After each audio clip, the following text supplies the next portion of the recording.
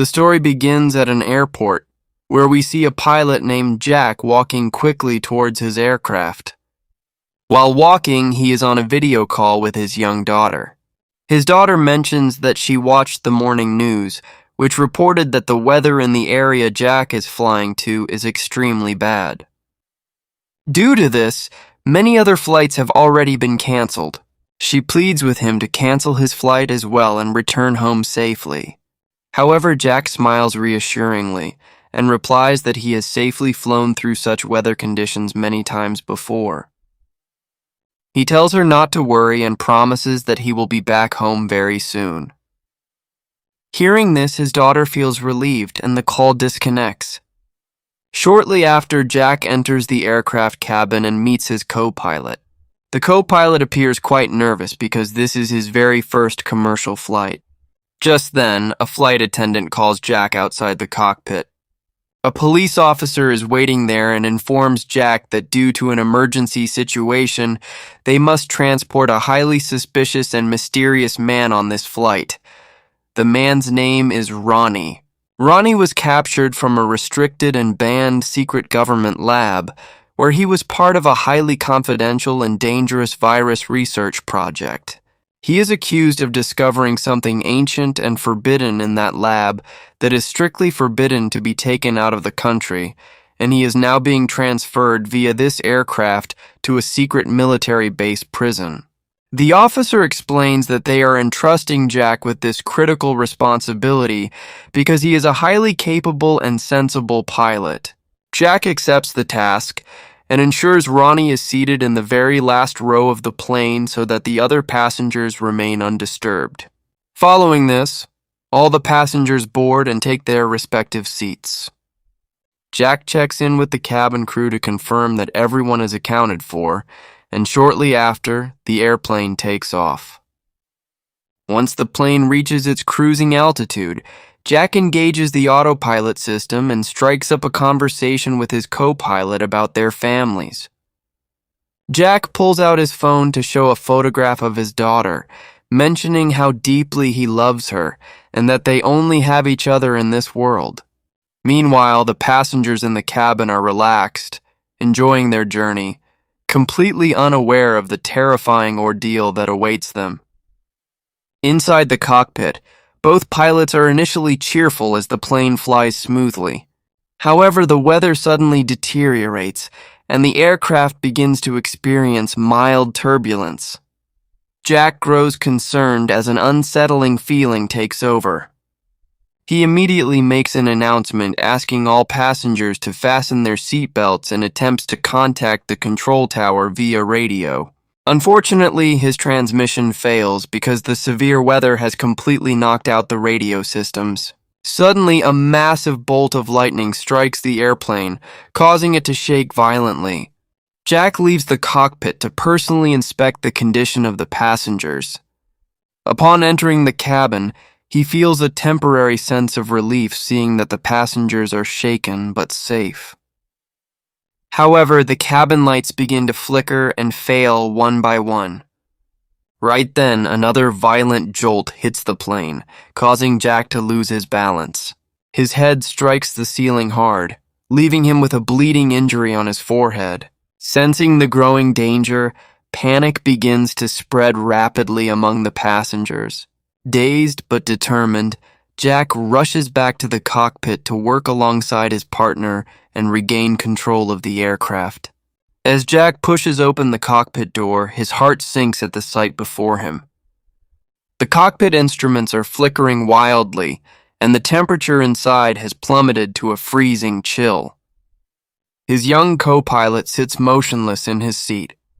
Jack rushes over to check his pulse, only to recoil in horror.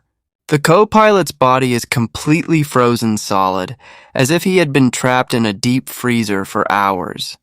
His face is contorted into an expression of sheer, unadulterated terror, staring blankly ahead as if he had witnessed something monstrous right before his heart stopped. Blood drips from Jack's own forehead, but the physical pain is entirely eclipsed by the dread consuming him. He scrambles into the captain's seat and grips the manual controls. The control wheel is completely jammed, frozen in place. Looking out the windshield, there is nothing but an oppressive, pitch-black void illuminated by unnatural crimson streaks of lightning. Suddenly, the cockpit radio crackles to life. It isn't the air traffic control tower. Instead, a low, raspy, distorted whisper echoes through the static, repeating the name of Jack's daughter over and over again. Jack's pulse races as he desperately hits the power buttons, but the radio refuses to turn off. Summoning every ounce of courage left, Jack steps back out into the passenger cabin to assess the situation. As he parts the curtain, a suffocating silence greets him. Even the deafening roar of the jet engines has vanished, leaving the plane floating through the air in eerie quiet. The main cabin lights are completely dead, replaced only by the slow, rhythmic pulsing of the red emergency lights. Jack notices that the passengers are all sitting perfectly upright in their seats, but none of them are moving. He walks up the aisle and places a trembling hand on the shoulder of a woman. The moment his fingers make contact, her head rolls limply to the side. Her eyes are completely milk white, devoid of pupils, and a faint plume of freezing vapor escapes her lips. Horrified, Jack stumbles backward. He looks around and realizes that every single passenger in the cabin is in the exact same state, frozen like statues, suspended between life and death. It is then that Jack remembers Roni, the mysterious man secured at the very back of the aircraft. He switches on his flashlight and cautiously moves toward the rear. Walking down the narrow aisle, he feels an invisible, heavy presence tracking his every step from the shadows. When he finally reaches the last row, his flashlight reveals that the special steel handcuffs are snapped clean in half, dangling from the armrest. Roni is gone. The seat is empty, covered only by a thick, black, tar-like substance that emits a foul, decaying stench. Suddenly, the door to the rear lavatory clicks and slowly swings open. Jack snaps his flashlight beam toward the opening. Heavy, distorted footsteps echo from within the cramped space. Jack yells out, demanding Roni to step out and surrender, but whatever emerges is no longer human. It possesses Roni's physical frame, but his body has mutated entirely under the influence of that ancient virus. The entity stands unnaturally tall, its skin decayed and covered in dark, prominent veins.